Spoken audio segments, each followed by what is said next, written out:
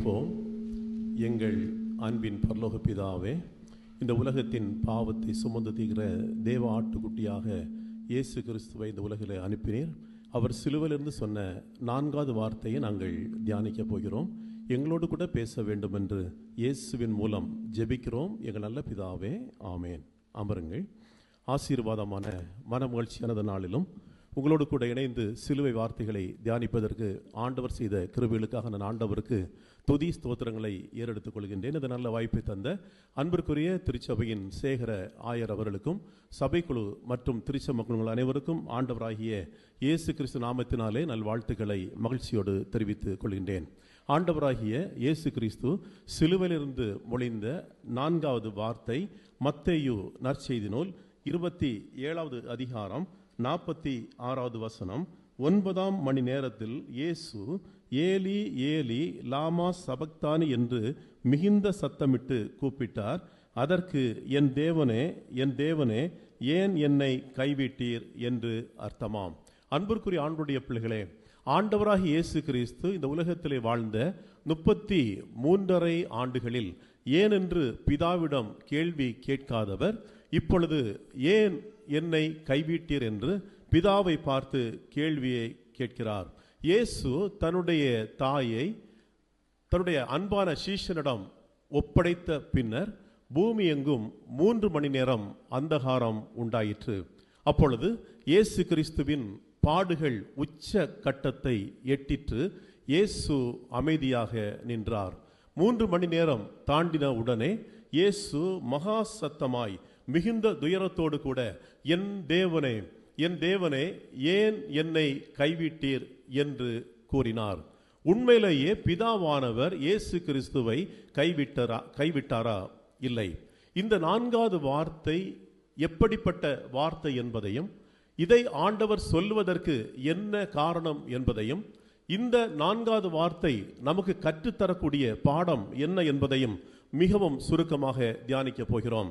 இந்த வார்த்தை அவிசுவாசத்தின் வார்த்தை அல்ல, இது வியாகுலத்தின் வார்த்தை. இயேசு கிறிஸ்து ஒரு மெய்யான மனிதனாக சரீர பாடுகளை ஏற்றுக்கொண்டே இருக்கிறார். இப்பொழுது இயேசு கிறிஸ்துவுக்கு உடலிலே மிக பெரிய வேதனை, மனதிலே துயரம், ஆன்மாவிலே ஒரு தனிமையான சூழல். இப்படிப்பட்ட சூழலிலே அனைவரும் கைவிடப்பட்ட நிலைமையில் தன்னம் தனியாக நிற்கிறார் இயேசு கிறிஸ்து. இப்பொழுது இந்த உலகத்தின் பாவங்களான பொறாமை, பெருமை, கீழ்ப்படியாமை, அந்தரங்க பாவங்களை எல்லாம் ஆண்டவர் இயேசு கிறிஸ்து தன்மேல் சுமந்த படியினாலே ஏற்பட்ட அந்த பாரத்தின் மூலமாக, பாவ பாரத்தால் ஏற்பட்ட வியாகுலத்தின் மூலமாக இயேசு கிறிஸ்து சொன்ன இந்த வியாகுலத்தின் வார்த்தையை என் தேவனே என் தேவனே ஏன் என்னை கைவிட்டீர் என்று ஆண்டவராக இயேசு கிறிஸ்து சொல்கிறார். அதே போல இந்த வார்த்தை அபய குரல் அல்ல, நம்பிக்கையின் குரல். தன்னுடைய பிதாவானவர் தன்னுடைய அருகிலே இருப்பவரை போல என் தேவனே என் தேவனே என்று இயேசு கிறிஸ்து நம்பிக்கையோடு கூட என் பிதா என்னோடு கூட இருக்கிறார் என்ற நம்பிக்கையோடு கூட சொன்ன நம்பிக்கையின் வார்த்தை. இந்த வார்த்தை ஒரு மீட்பின் வார்த்தை.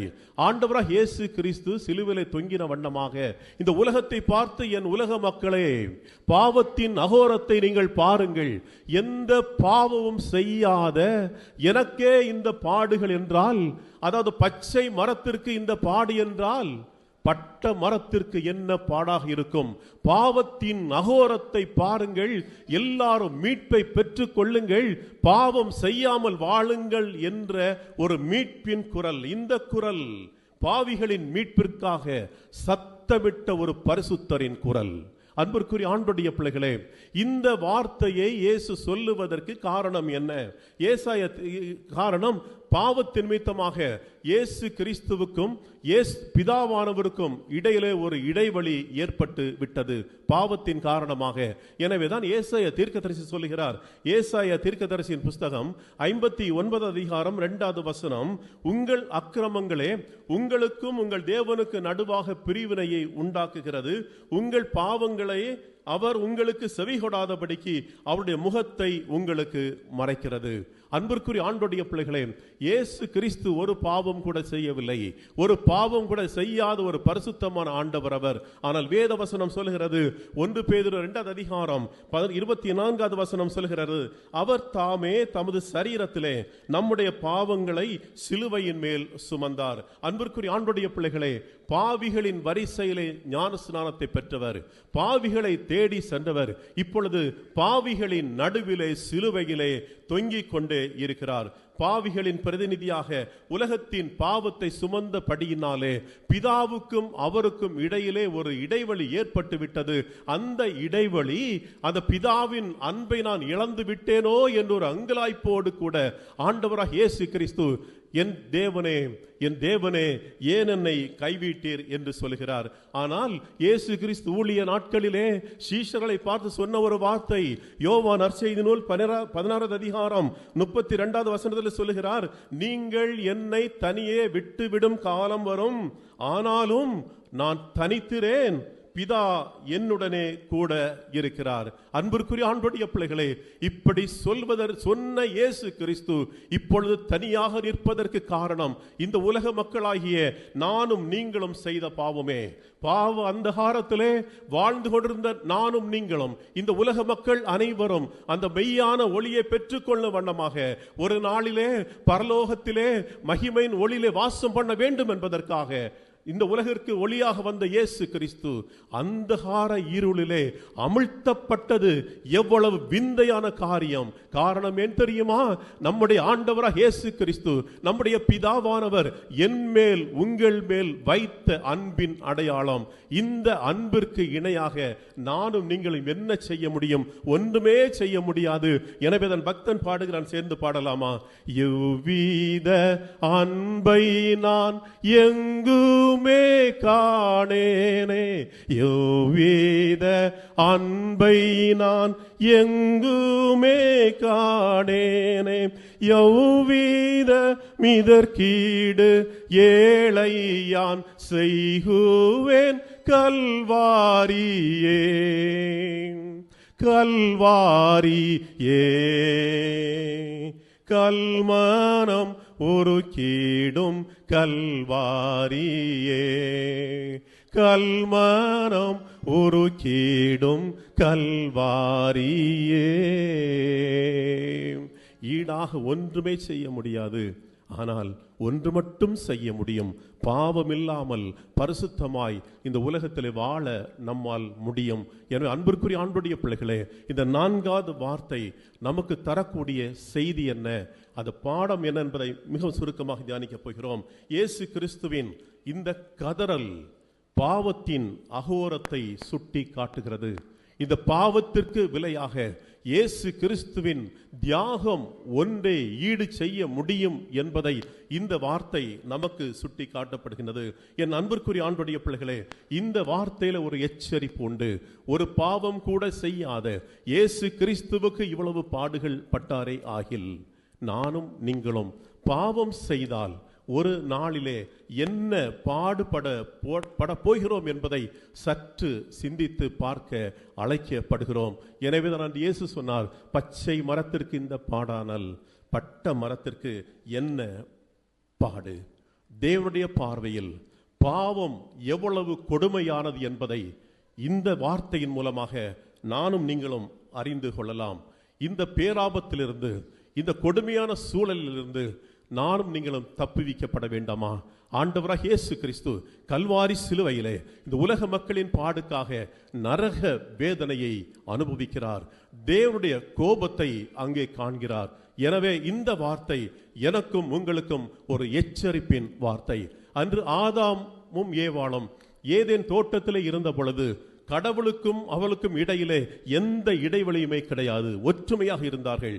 பகலின் குளிர்ச்சியான வேளையிலே பிதாவானவர் ஏதேன் தோட்டத்திலே வருகின்ற பொழுது 3 பேரும் ஏதேன் தோட்டத்திலே உலாவுவார்கள், பலவிதமான காரியங்களை குறித்து பேசுவார்கள். ஆனால் என்றைக்கு பாவம் ஏதேன் தோட்டத்திற்குள்ளே வந்ததோ, மனுக்குலத்திற்குள்ளே வந்ததோ, ஒரு துயரமான ஒரு சம்பவம் அங்கே நடைபெற்றது. ஆதாமும் ஏவாளும் ஏதேன் தோட்டத்திலிருந்து வெளியேற்றப்பட்டு விட்டார்கள். அதோடு கூட ஏதேன் தோட்டத்தின் வாசலை கர்த்தர் பூட்டினார். இடைவெளி அதிகரித்தது. தீர்க்கதரிசிகளை அனுப்பினார், நியாயாதிபதிகளை அனுப்பினார். மனம் திரும்புங்கள் திரும்புங்கள் என்று சொன்ன பொழுதும் கூட மக்கள் மனம் திரும்பவே இல்லை. பிதாவுக்கும் மனிதனுக்கும் இடையே உள்ள இடைவெளி பெரிதாகி கொண்டே இருந்தது. பல நூற்றாண்டுகளுக்கு பின்னர் பிதாவானவர் தன் அருகிலே செல்ல பிள்ளையாக இருந்த இயேசு கிறிஸ்துவை இந்த உலகத்திலே அனுப்பினார். கல்வாரி சிலுவைக்கு ஒப்பு கொடுத்தார். கல்வாரி சிலுவையில் இரத்தம் சிந்தி தன்னுடைய உயிரை விட்டதின் மூலமாக அன்று ஏதேன் தோட்டத்தில் பூட்டப்பட்ட வாசலை கடவுள் திறந்து விட்டார். என் அன்பிற்குரிய ஆண்டுடைய பிள்ளைகளே, இலவசமாக மீட்பை பெற்றுக்கொண்டோம். எனவே தான் வேதவசனம் சொல்லுகிறது, 1 யோவான் 1 அதிகாரம் 7வது வசனம் சொல்லுகிறது, இயேசு கிறிஸ்துவின் இரத்தம் சகல பாவங்களையும் நீக்கி நம்மை சுத்திகரிக்கும். எனவே இலவசமாக பெற்றுக்கொண்ட மீட்பை விட்டு விட வேண்டாம். பாவம் செய்யாதிருப்போம். தவறி போய் பாவம் செய்தாலும் அதை மறைக்க வேண்டாம், ஒளித்து வைக்க வேண்டாம். தேவ சமூகத்திலே அதை ஊற்றி விடுவோம். பாவத்தை மறைத்து விட்டால் இன்னொரு பாவம் செய்வதற்கான வாசலை அந்த பாவம் திறந்து தரும். வாழ்வே அழிந்து போய்விடும். அதற்கு உதாரணம் தாவீது. உரியாவை கொலை செய்தான் தாவீது. அந்த தாவீது அந்த பாவத்தை மறைக்கிறார். ஆனால் உலகத்தின் பார்வையை மறைக்க முடியும். ஆனால் உள்ளத்திலே வரக்கூடிய கலக்கத்தை யார் மறைக்க முடியும்? அதைத்தான் சங்கீதங்களில் நாம் வாசிக்கின்ற பொழுது, சங்கீதத்திலே 32வது சங்கீதத்திலே தாவீது சொல்லுகிறார், நான் அடக்கி வைத்த மட்டும் நித்தம் என் கதறுதலினாலே என் எலும்புகள் உலர்ந்து போயிற்று. என் சாரம், என்னுடைய வல்லமை உஷ்ணகால வறட்சியை போல வறண்டு போயிற்று. சங்கீதம் 38 சொல்லுகிறார், உமது கோபத்தினால் என் மாம்சத்திலே ஆரோக்கியம் இல்லை.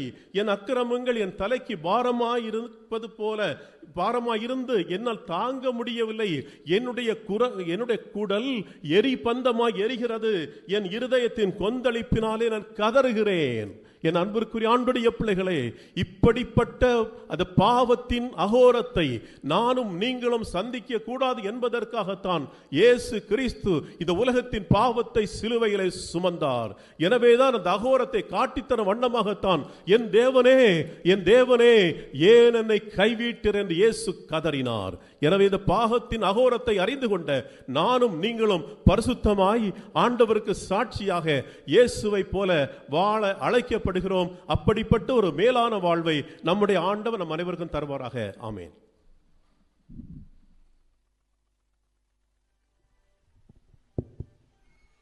இப்போது பாடகர் குழுவினர் ஒரு சிறப்பு பாடலை பாடுவார்கள். அப்பொழுது கர்த்தருக்கென்று காணிக்கைகள் ஏற்றுக்கொள்ளப்படும்.